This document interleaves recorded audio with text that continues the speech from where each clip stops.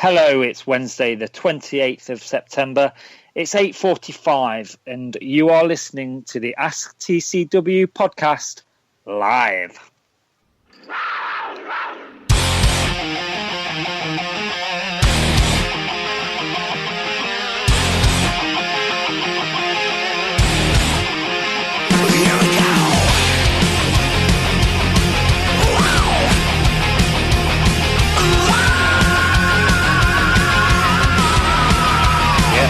Yep. Yes, hello there, and it is the podcast where we answer your hockey-related questions. I'm delighted to say that joining me tonight is Andy Haywood. Good evening. And it's Tina Taylor. Hello. Hello, I hope you are both very well indeed. Now we are going to get straight in questions. Don't forget, if you're listening along to us live, you can get in touch with us. Just use the hashtag TCW Live. Or if you'd like to ask us a question, then use the hashtag AskTCW. Now, we are going to get straight into it, guys, as I said, because there's a bit of a Twitter war kicking off as we record right now. A question from our good friend Ant, and he has literally just asked us, Aslord's earrings or Owen Bradley's jumpers? Andy, and think wisely with your answer. I don't actually quite understand the question. Truthfully, I've only ever seen your earring, so I suppose that. So that's 1-0 to me. Thank you very much. Sit yourself down, Owen Bradley. Tina? Well, being a girl, I can get away with your earrings. But there again, Owen Bradley's jumpers are always a bit of a spectacle. I'm not quite sure that I can choose between the two, if I'm honest. I'm sitting on the fence, guys. I'm sitting on the fence. I'm really sorry. Sitting on the fence. Okay, to me, that pretty much seems that it's 2-1 to my earring. So thank you very much. Sit yourself down, Mr. Bradley, as I say. Let's move on to some more serious questions. And we'll go straight on to one from Facebook, from Paul Hossack. And he asks, since this time last year, we have lost 3 Brits from the roster. Why do you think no Brit replacements were found in the summer for Myers, Swindlehurst, and now Oakford? Also, does this leave us lacking in depth? Tina? Oh, there's an awful lot to attack in that question. I think that to answer the first part of it, there weren't any Brit replacements found in the summer because I think we were kind of maybe under the impression we didn't really need them. We let Swindlehurst stay at Manchester, go to Manchester, and now he stayed there. We didn't know Oakford was going to go, and with Myers leaving, I think that was what opened the door for Ollie Betteridge to sort of step up and carve himself a role, a more sustained role in the team. So I think we kind of had what we needed. Maybe we could have done with somebody to backfill what Ollie was leaving behind, a sort of up-and-coming Brit, if you will. So, maybe we're sort of lacking in that sense. But, Oakford leaving was just so out of the blue that I don't think we could have done anything about that, unfortunately. Andy, do you think we should have replaced, like, Myers and Swindlehurst in the summer? Well, I think we had. I think realistically, Oakford was intended to be Swindlehurst's replacement as such. Mm-hmm. You saw the reduced ice time Swindlehurst got, and ultimately it was given to Oakford. And I think Tina's right with regarding Betteridge. When Myers left and went back to Cardiff, I think it was very much a case of, well, now's your chance to break into the roster and to make a sustained case as to why you should be playing. I think the only one that we haven't replaced out of those 3 is obviously Oakford, and that's because it's just happened.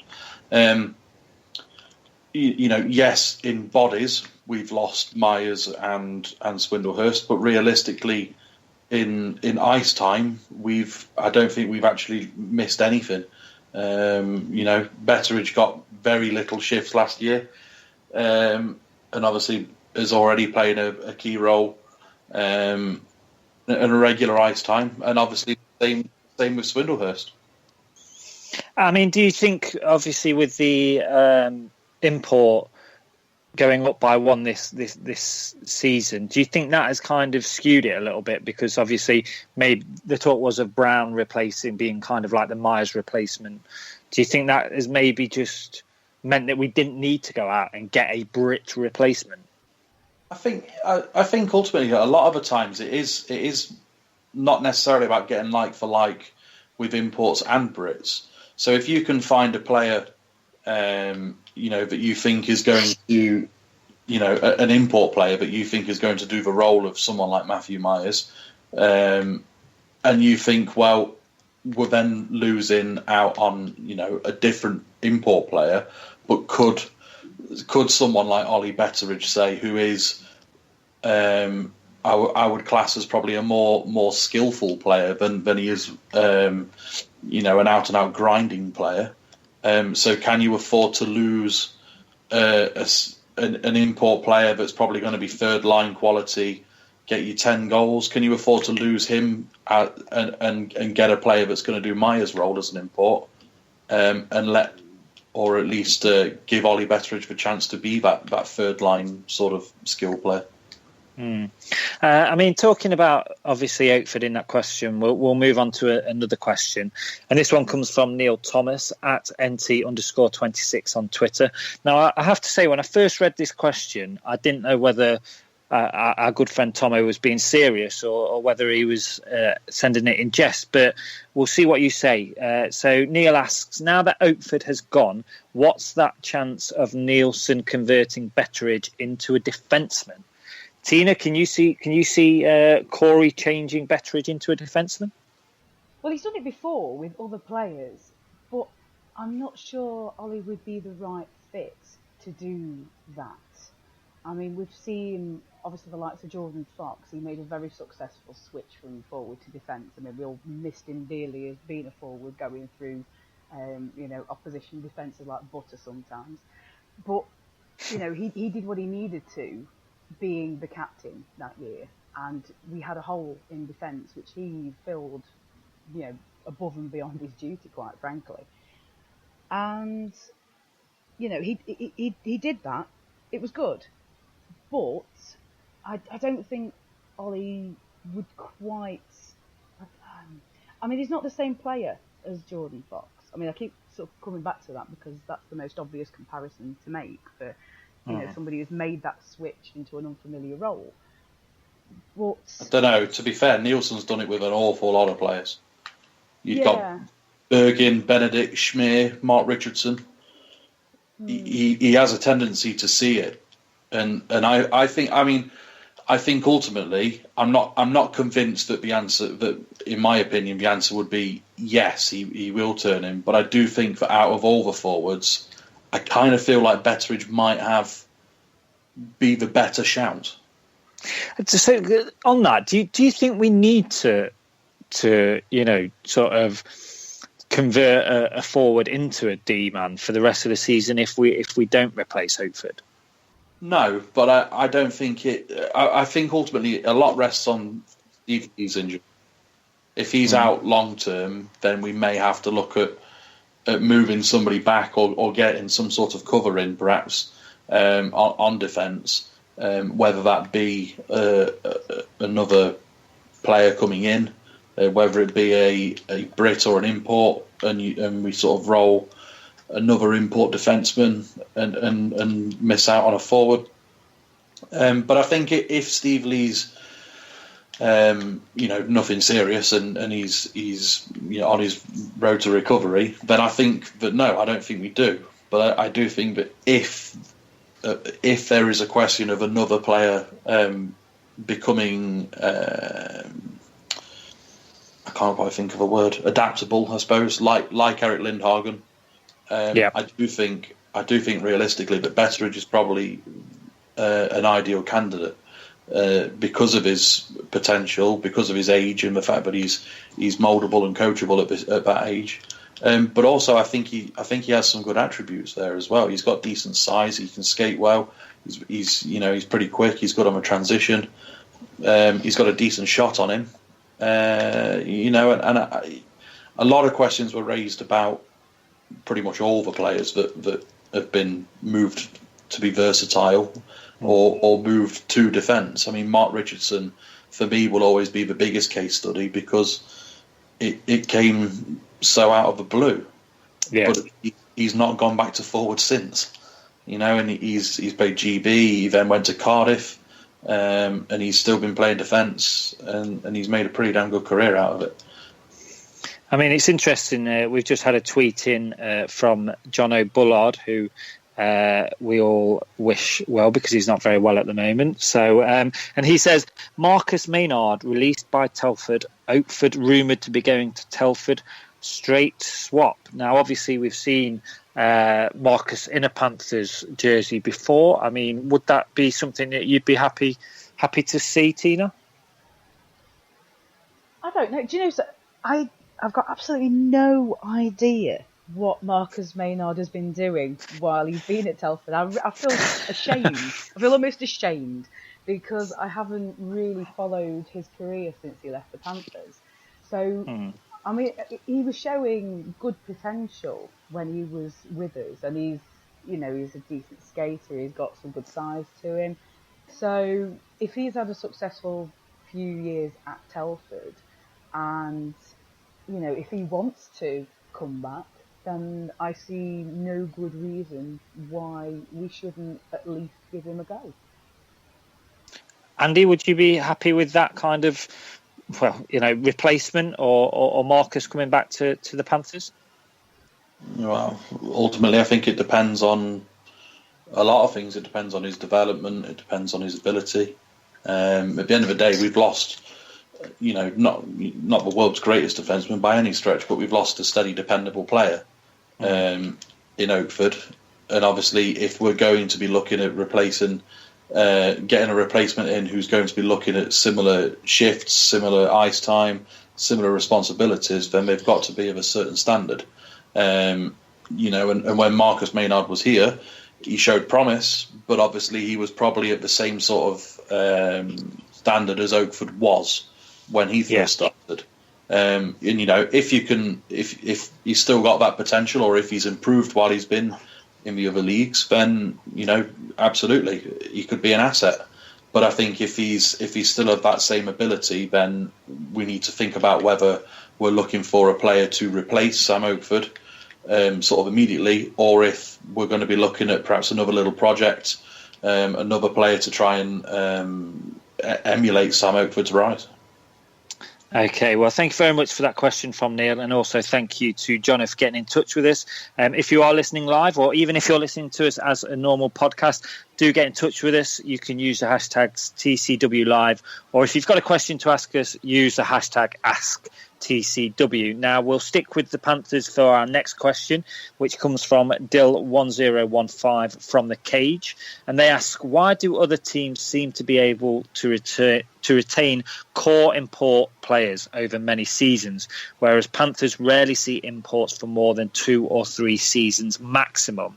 And do you think this is a problem or not? Andy, I mean, obviously this season we've seen quite a fair few of returnees. There are players that we've had for longer than 2 or 3 seasons, but as Dill says, not that many. But would you like to see more import players coming back season after season? It depends if they're any good, and it depends on the direction of the team. To be honest, if they're staying 2 or 3 years, that to me is a core. That's a core group of players that are staying for a while. It is for the elite league as well, isn't it? Because let's be honest, there is a high turnover, and 2 or 3 years, like you say, is quite a long time. Well, we are still seen as somewhat of a stepping stone as regards the league into Europe. You'll get these North American players come over, try and put up big numbers, and get a contract in better leagues in Europe the season after. And that doesn't help us in that regard. But with regards to players staying for years and things like that, I think certainly in recent times, I think we've had our fair share of core players that have been returning. You think of people like Kowalski, like your Matt Francis, Evan Mosey. They've all had multi-years. We've had a lot of players return from last season this year. I don't think there's an issue there at all. I don't think it's a bad thing that we retain players, and I don't necessarily think it's a bad thing that some players move on. You've got to look at the reasons why players move on. If you look at last season, you've got realistically the sort of the four sort of main non-returnees as far as imports go from last season that everyone was sort of talking about as to wanting to come back. You've got Andy Bombach, who retired. You've got Brian Schmidt, who made a decision and retired. And then you've got Cam Jansen, who's taken a job in the media back home and has retired, and Evan Moses in the AHL. So there's not really a lot else we could have done in a lot of aspects to retain players like that. Like Andy just said then, Tina, it's not always, kind of the Panthers' fault, is it? You think back to the year that we won everything. We wanted to retain most of that team, but other players have other decisions to make, don't they? Family or other jobs, as Andy just mentioned. So it's not always the Panthers' fault, is it? No, definitely not. Yes, it's like you have your retirees, because the guys who are playing over here at the moment are, either sort of on their way out of their careers, or they're looking to travel, and if they get a better offer outside of hockey that's going to benefit them, and it's going to further their career after hockey, then they've got to take it, because it's a finite career. You've got to know when to step away from it. Very true. Now, we've had a message in saying bring back Weaver, which I'm guessing is relating to the previous question. Now, for me personally, Weaver, an absolute fantastic defenseman, and he is, a Brit. So if Jonathan would like to come back to the Panthers, for me, he could just turn up on a Saturday and control the power play. I think that will be an improvement to our side on what we've even got this season, which has seen the power play improve greatly. But it'll be interesting to see who replaces Oakford, if anybody. But thank you very much to Dill for the question about the imports. We will move on to another question, and this one comes from Rob on Twitter, and it's Rob_N14, and he literally asks, how long has Matt Carter got to show what he can do?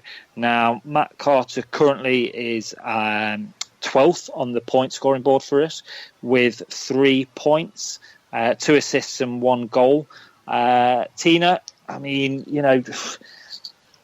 how long? Well, I'll leave it up to you to answer the question. How long has Matt Carter got, do you think?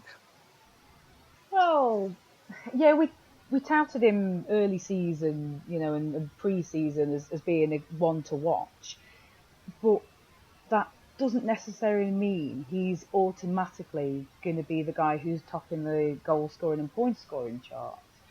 So I'm willing to give him a fairly wide leash, to be honest, because I think there are other guys around him who are also performing.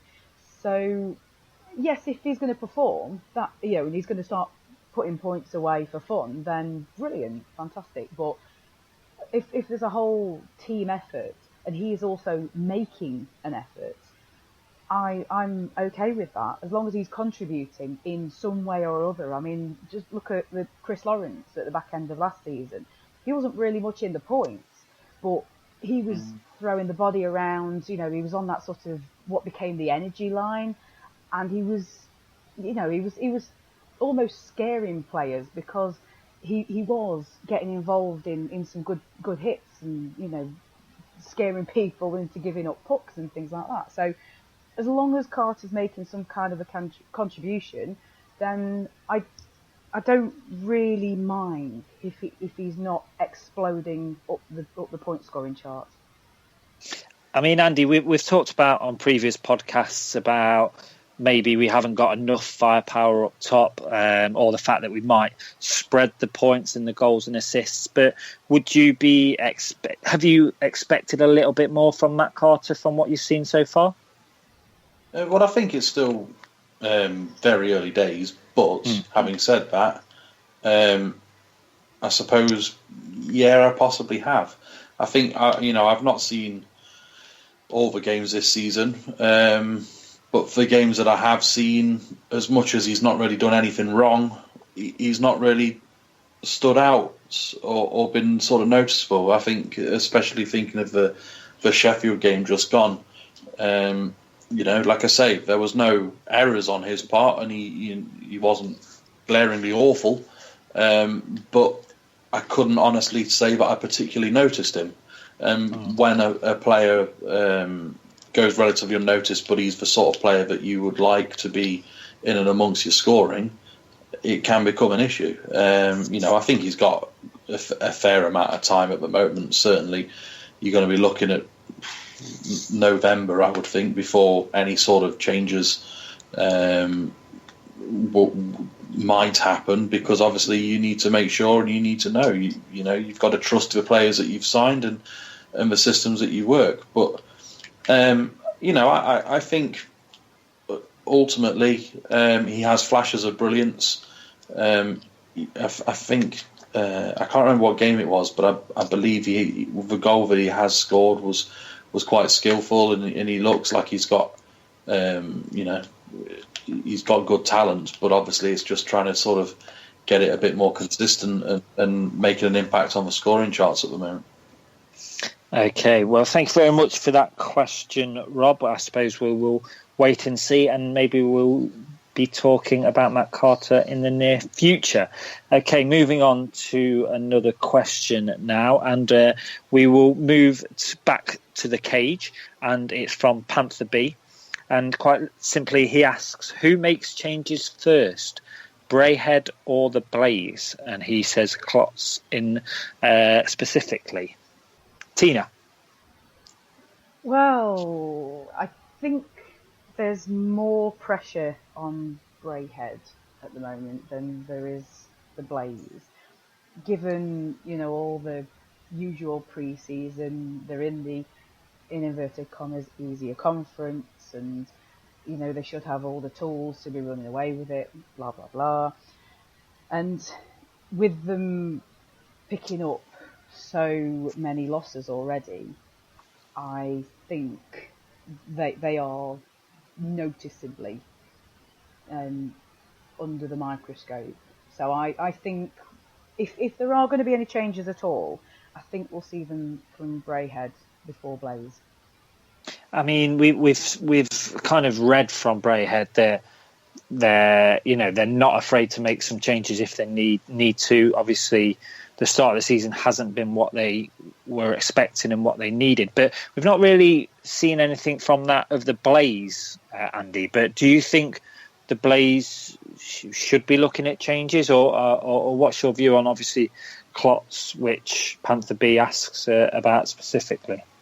I don't really understand why Blaze would get rid of Klotz. I don't see why. He's a sort of player that's going to put bums on seats, and he's a bit of a loose cannon. But at the end of the day, they've had plenty of players like that in the past, and so have every other team in the league. So I don't think it's not like they're expecting him to put up 70 points in the season, and it looks like he's not going to. As far as roles go, he's probably doing it, albeit they might tell him to rein it in a touch, I suppose. But I don't see why Klotz specifically is part of that question. And I think ultimately Blaze will probably look to tweak sort of systems more than personnel. And because ultimately it started really quite well, and they look really quite good. And it's only recent times where they've sort of slipped, and I think they'll look at changing a couple of bits towards the way they play and change a few systems. But I think with Brayhead, it's been pretty poor from the off, and I think ultimately that they will probably be one of the first teams to make changes because of that, whether that be on ice or off ice. I mean, I would say obviously, with the Blaze, Danny Stewart, a new manager, you would hope and think that they will give him a bit of time, and the Cobb fans, I would imagine, would like a player like Klotz, to be honest. Like you said, Andy, a bit of a bums on seats kind of guy, and is willing to stick up for his teammates. And it's another question from Panther B, and it's kind of related to Klotz as well. It says, talks about the Bordelais and Klotz incident that we saw, where Klotz broke Bordelais' nose from the bench, and then Bordelais and Taz, which is the Devils mascot, escorted away from the ice by security. Now, no action was taken by Dops, but Panther B asks, should Dops have taken some action? The chances of a big incident occurring in the next meeting are significantly high, and Dops, by not taking action, have basically suggested it should be sorted out on the ice next time. And he says, when players like Bordelais and Klotz are on the warpath, people will undoubtedly get hurt. But I mean, I was looking at this. I mean, for this, obviously, yes, it was a very nasty incident and very strange, to be honest, to see what happened. But if it was involving those two people, do we want to get Dops involved in that? And is it fair that they've obviously kind of said, look, you're two big guys, you're willing to stand up for yourselves, etc. Deal with it on the ice next time, Andy? Or do you think Dops should have got involved? I mean, what realistically what sort of penalty is there? I mean, I don't know the answer to this. They could very well be in rule books, whether they're IHF, NHL, or the made up ones we use. There could very well be rules saying that if you strike somebody from the bench and stuff, that you should get banned and stuff. But I think realistically, things will only get ugly with regarding how Klotz reacts in the next game. If the opening face-off, or the first time they're on the ice together, they drop the gloves, they have a scrap, it will all be over. And I hark back to the Rick Kozak incident in Hull, in Nottingham, but then obviously his first game back after suspension was against us, and the whole thing was billed as we're going to get revenge for what he did to Mark Levers. And at opening face-off, Nadir drops the gloves, offers him out, and he refuses to fight, which is fine. That's his want. But for the rest of the game, he was cheap-shotted by literally every single player on our team. I mean, when you've got players like Dan Tessier and Bruce Richardson squaring up to you and taking pot shots, that Jay Galbraith literally clotheslines you, it becomes embarrassing. If he'd have just fought off the opening face-off, none of that would have happened, in my opinion. Yes, he might have had a few more, in scrums, or people might have played the body a bit more on him because of what he did. But realistically, the circus that goes with it and the sideshow doesn't happen. From a neutral and from a fan's perspective, I think it's great that they've not got involved. Because one, it gives us something to talk about, and two, it gives us something to look forward to when they play each other. I mean, and Tina, as fans, obviously, the health of players, etc., and we don't want it to turn into, a nasty game where cheap shots are the norm. But we also, these are men. It's a physical game, and we want to see it kind of dealt with on the ice, don't we? Not in a boardroom by Dops. After a fashion. I mean, I wasn't watching hockey when the game happened that Andy's just been talking about. And so the only thing I really have to reference is the Tyson Marsh and Cam Jansen incident, the whole circus that surrounded that. Now, Tyson Marsh fought Cam Jansen. Willing combatant, the two of them got it over and done with. Obviously that was practically the end of Marsh's career. But he agreed. They dropped the gloves, and that was it. It was done with. So I would imagine that a lot of it depends on the next game and the reaction of Klotz. I think it's sort of his move, really, to make. I don't think there is any way that Dops could have got involved. I don't think either of the penalties that Bordelais and Klotz incurred have got any kind of automatic review to them. And so then you're relying on the Devils or the Blaze requesting a review. And obviously they don't want to, for whatever reason. And that's up to them. So, yeah, that's sort of where it is. You know, DOPS can't get involved because otherwise they're going to be violating their own set of rules. And, you know, as I say, it just depends on Klotz's next move. You know, Bordelot has made his intention very clear. So Yes. Klotz has got to react to that and consider the repercussions if he doesn't answer for what Bordelot says he's done. There's been far worse events that have happened that have resulted in sort of the anticipation of a fight. Yeah.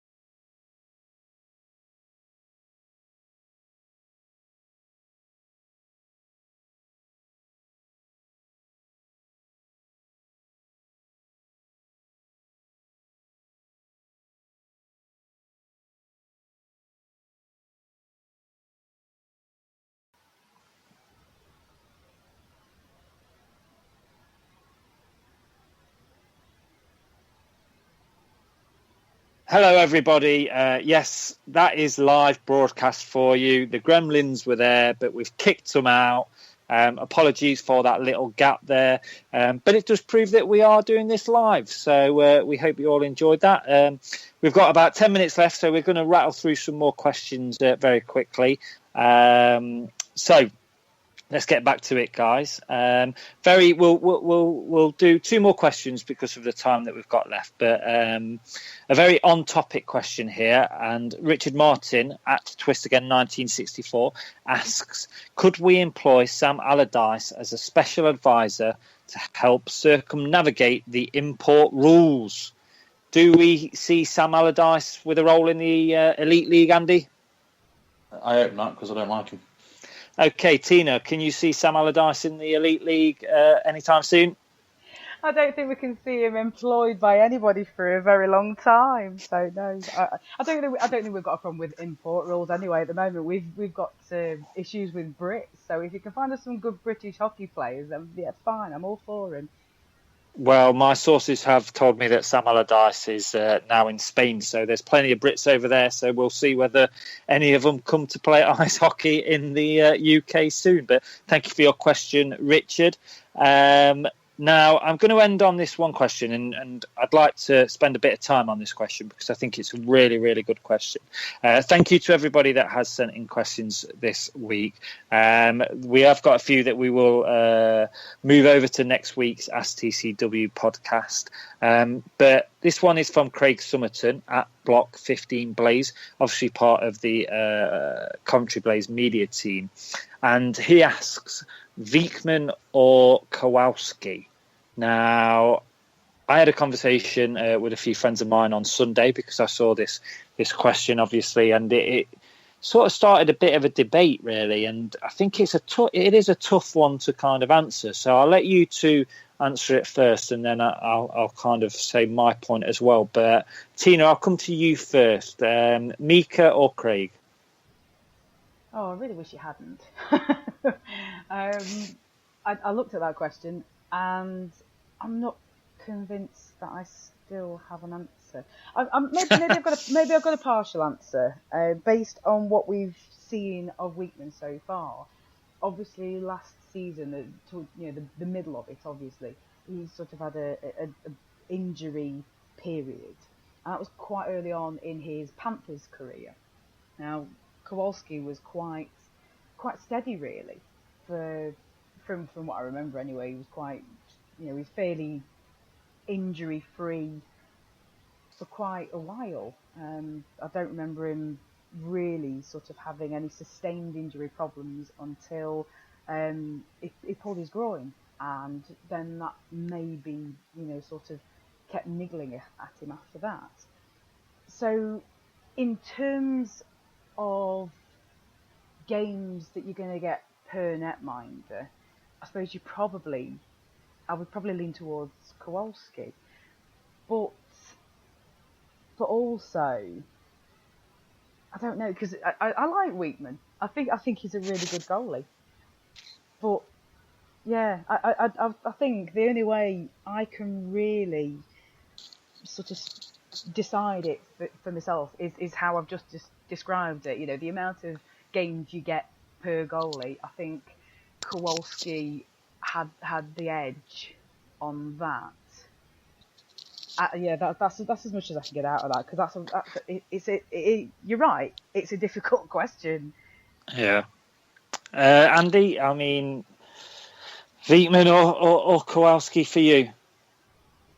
Well, I think on his day, I think Wiekman is near. He's absolutely superb, and I think on his day, I think he's by miles the best netminder in the league.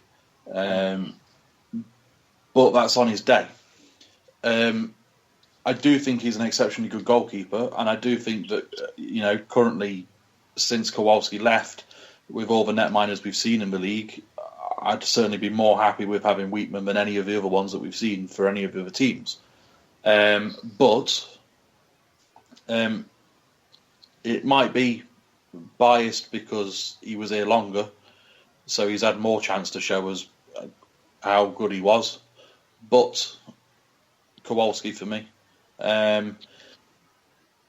good as obviously Wiekman was in the knockout games last season with the playoffs and the Challenge Cup, I still think if you needed a netminder in a big game over the past probably 10 years, I'd go back as far as saying I think most people would pick Kowalski, and that's the reason I put it down to that. I think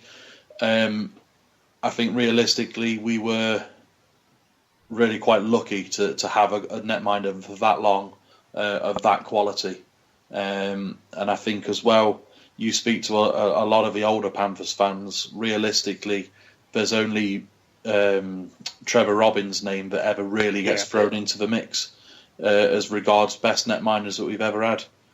And I just think that yes, he has that sort of legend status, which sort of helps propel the point of him being better than Wiekman. If Wiekman's still here in 5 years' time and we've won a couple of league championships, ask me again then, and we'll see if it's changed my opinion. But currently, at the moment, it's still Kowalski.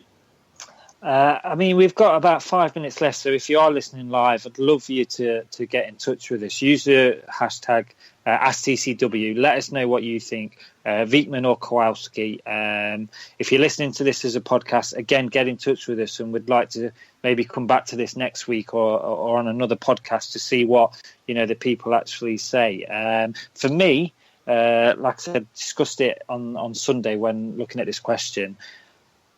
It's very hard because obviously, we know what Kowalski gave us over the years that he was here. What I would say personally, I think on what Wietmann has shown us, if he can stay injury free and is here for another season or two, then I think he is the better netminder. I think it's just whether obviously he can stay fit. I think if technically for me he is the better netminder, but he's got to kind of back that up with league trophies and more cups to kind of overtake Kowalski in that legend status that you said just there, Andy. We've had a couple in now from Anton Marijuan at Mighty Powers. Has to be K-Wall at the Mo. Nothing to say Mika can't surpass him in the future, though. Jono's got in touch with us again. He says Wietmann just. It is really that close, though, isn't it, guys? Just very quickly, they're two excellent netminders. Yeah, they are. Like I say, from a personal perspective, following Panthers for 16 years now, I think it is. I've been incredibly lucky to have spent a spell where we've had incredibly good netminders, and we've had them for whole seasons. Because I'm thinking of from the Mike Ellis era. We went through 3 or 4 seasons where we'd sign a goalie, they'd be gone by sort of November, December, and we get another goalie in, and it never really worked. And it was, there was always an improvement in the second goalie than the first one, but they were never really, best netminders in the league standard. And I think obviously that long spell with Kowalski, he was a fantastic find, and he was an incredible goalie. And then obviously when he retires, and there's all the downer about the fact that we've just lost arguably one of the best netminders that the league's ever seen, let alone the club's ever seen. To be able to pull Mika Wietmann out of the bag is huge, because again he's an exceptional netminder. And Ant has just got in touch with us again, saying K-Wall won the Grand Slam. Oh, we went there. He went there. We went. Well, Ant went there, Tina. No, we didn't go there, did we? There. Oh, right, yeah, he did indeed, which I'm sure many fans will be very happy with. But that's it for this week, everybody. Apologies for the little blitz that we had in the middle. Once again, just proving that we are live. Thank you very much for listening. Thank you very much for getting in touch with us. Obviously, you can get in touch with us throughout the week, not just when we do the live podcasts. Our Twitter handle is @CatsWhiskersTV. Use the hashtags TCW Live or AskTCW if you have a question for us. But I'd like to say thank you very much to Andy. No worries at all. And I'd like to say thank you very much to you, Tina. Pleasure, as always, TTFN. Thank you very much, everybody. Thank you very much for listening. Enjoy the weekend's hockey. We're going to be back tomorrow with another TCW Live, and we will have an interview with the Storm's general manager, Neil Russell. But for the time being, enjoy the rest of your evening.